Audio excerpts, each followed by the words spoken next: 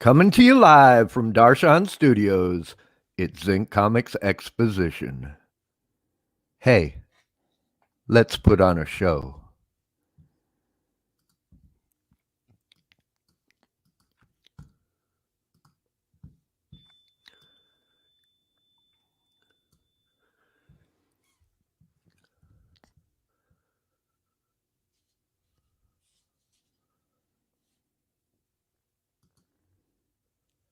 Good evening.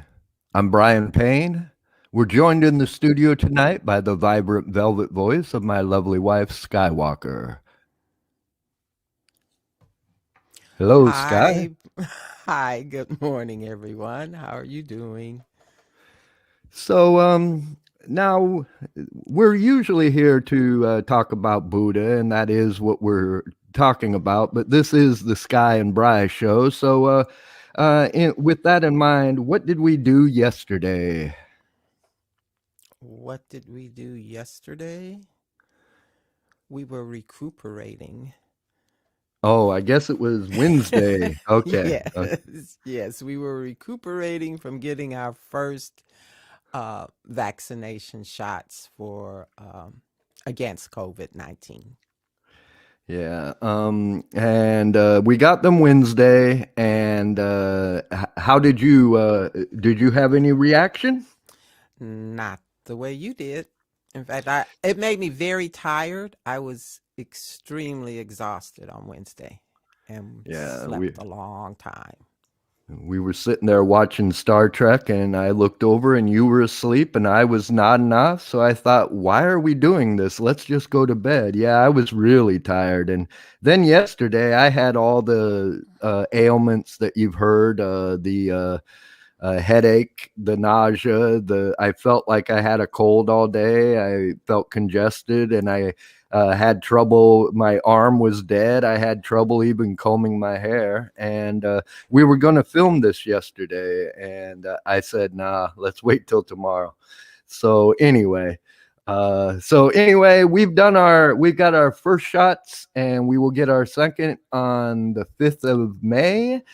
And so we're doing our part, and we strongly suggest everyone get vaccinated against COVID-19. It's the least we can do. Now, per usual, the wife and I will continue to discuss Tezuka's 8-volume manga masterwork, Buddha. Now, I can't say this word. I ain't even gonna try. It's Prityasamutpada.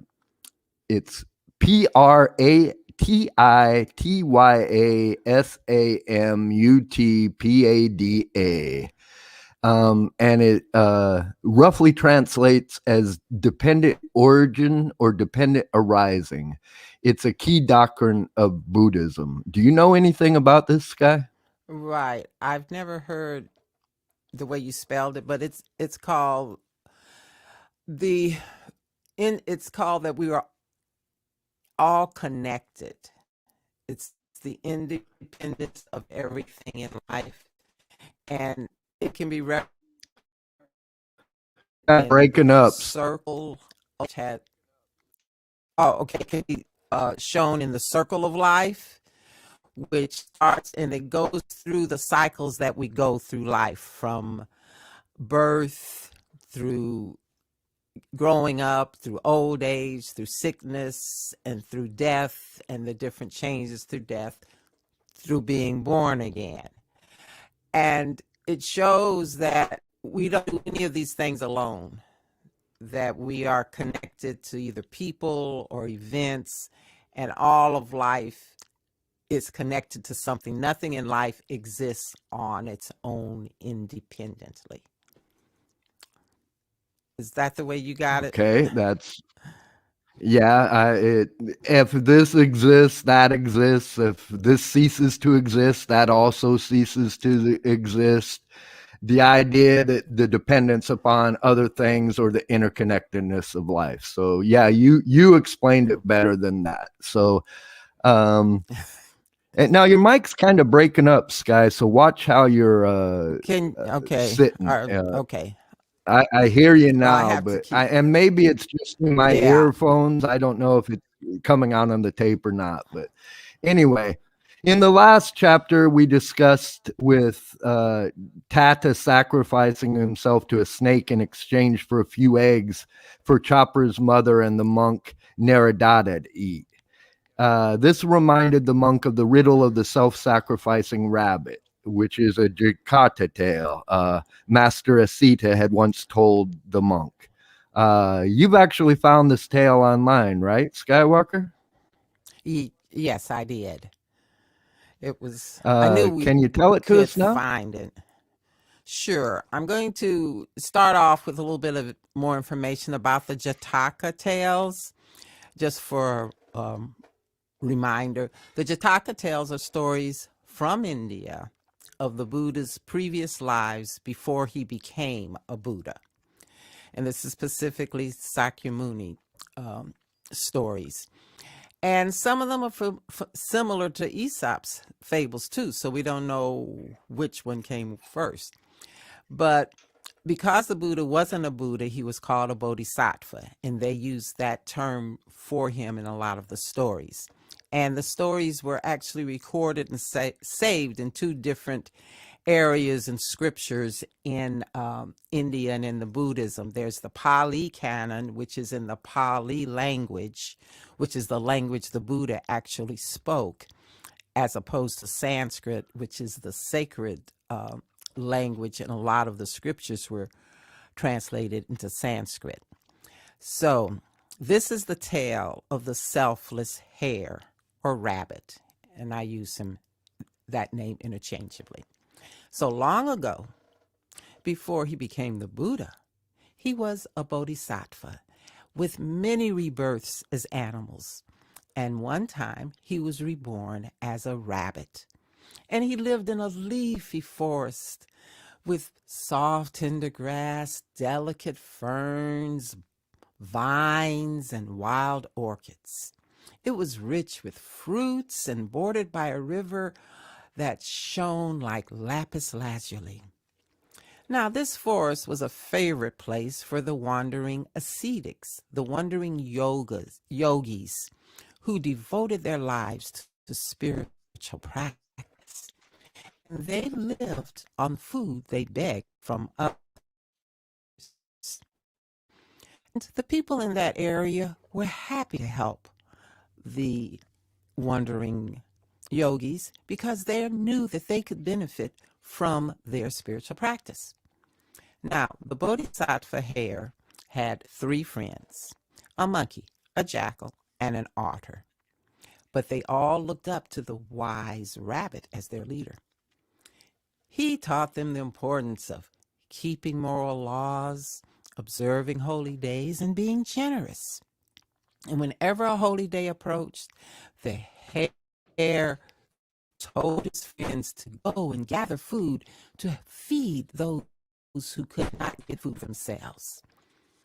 Now, Sakra, the Lord of Devas, watched these 4 friends sitting in his palace of marble and light on the peak of Mount Meru, the sacred heavenly kingdom of India. And one day, Chakra decided to test their virtue. Now, that day, the 4 friends went separate ways to find food. The otter found 7 red fish on a riverbank.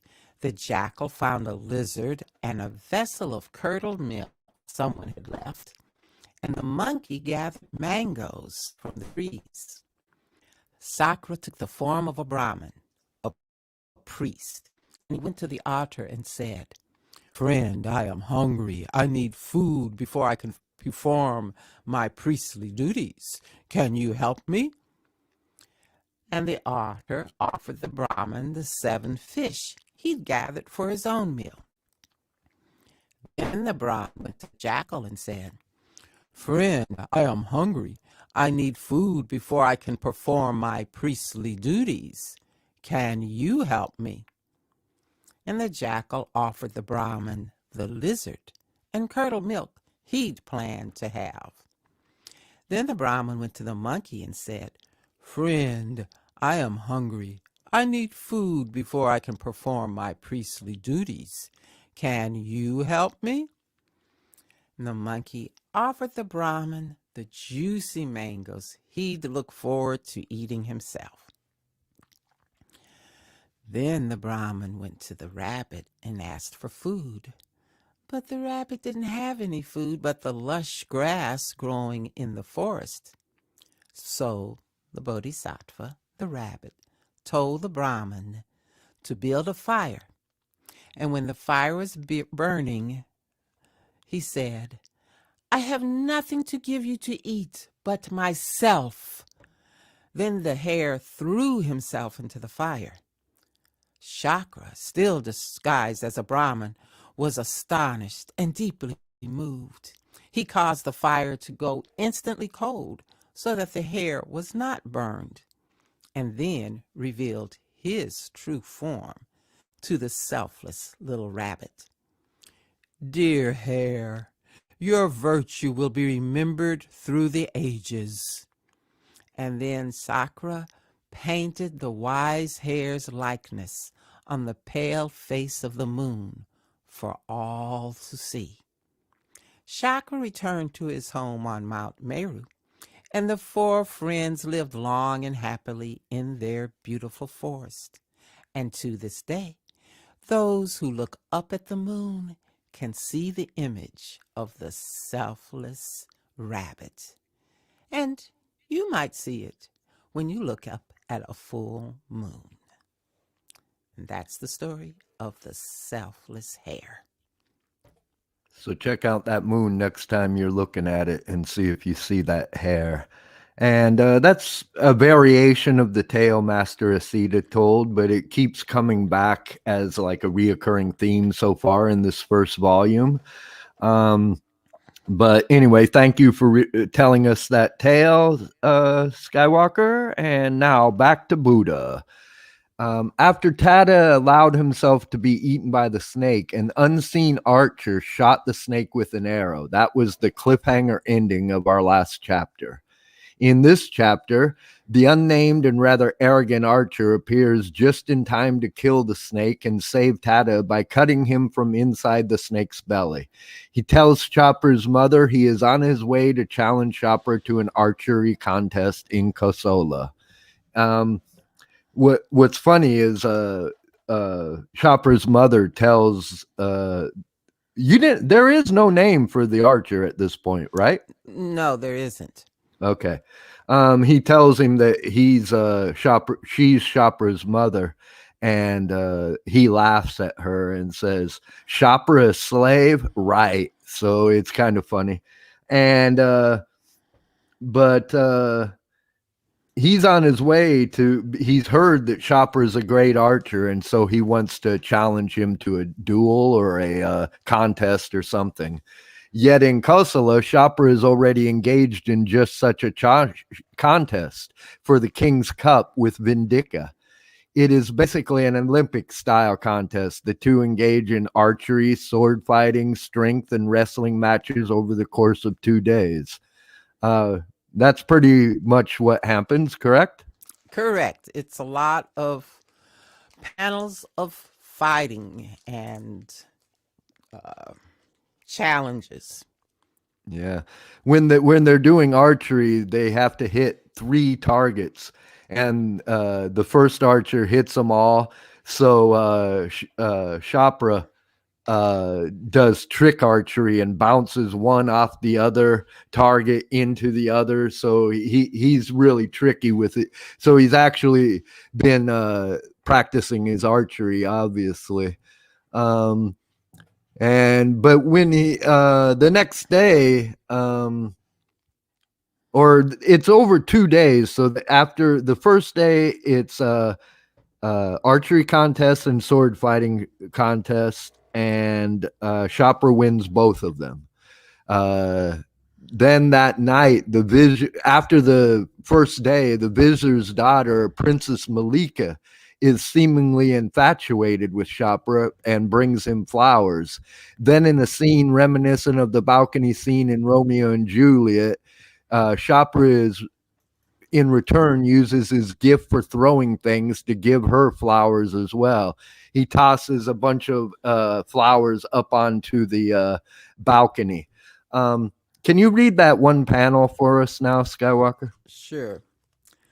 You gave me buttercups, which are the flower of congratulations. I give you oleander. I have heard that they are the flower of devotion. So yeah, there's a little love story going on as well, or the beginnings of, and the next day, the princess is there in the audience rooting for Chopra, but he's just not as strong as his much bigger opponent. Um, but during the wrestling match, he loses in the test of strength because he's just not as big or strong as his opponent. And then they're wrestling and he's losing, but he remembers a promise to his mother and comes back strong and ends up winning the King's Cup. He had vowed someday and vows someday not to just to become the king's champion, but the king himself. Anything you want to add to that synopsis of the chapter we just read, You Skywalker? you pretty well covered it because it is a lot of fighting. Yeah, it's a lot of it's basically an Olympic style contest, and there's sword fights, archery contests, wrestling matches. Um, And I like there's one panel in there during the love scene when the general is telling Chopra who the girl is. And when he finds out he's the vizier's daughter, his face falls. And the way Tezuka draws it is just so great. It's like the face, the head is still there, but the nose and the mouth are like below the chin. It's just great cartooning, and it shows why Tezuka is the god of manga. Did you catch that little Yeah, facial? yeah, I thought it was pretty wild. Yeah, It's, yeah, you couldn't describe that in words. right. And I just wanted to make sure. I wanted to make sure you had caught on to it. So anyway, any more you want to add to that? No, I thought I'm just curious to see how his story develops because I know the Buddha story pretty much, but it's interesting. I'm curious to see if he does eventually become the king. It's, I'm kind of curious who the archer is too, because they're obviously setting him up to challenge Chopra later. So I'm looking forward to finding out who this Chopra is or this mysterious archer is. And I'm glad he arrived just in time to save Tata. So, yes, because we like Tata who can talk to the animals. yeah, and Anyway, he that's all. sacrificed, and actually Tata was kind of like the hare because Tata was sacrificing himself for Chopra's mother and the priest. So Correct, correct. Yeah. We'll be talking more about the Buddha in future broadcasts. So tune in next week. Same Buddha time, same Buddha channel. Until next time, you've got to think zinc. Think a zinca. Think a zinca. Think a zinca. Think a zinca.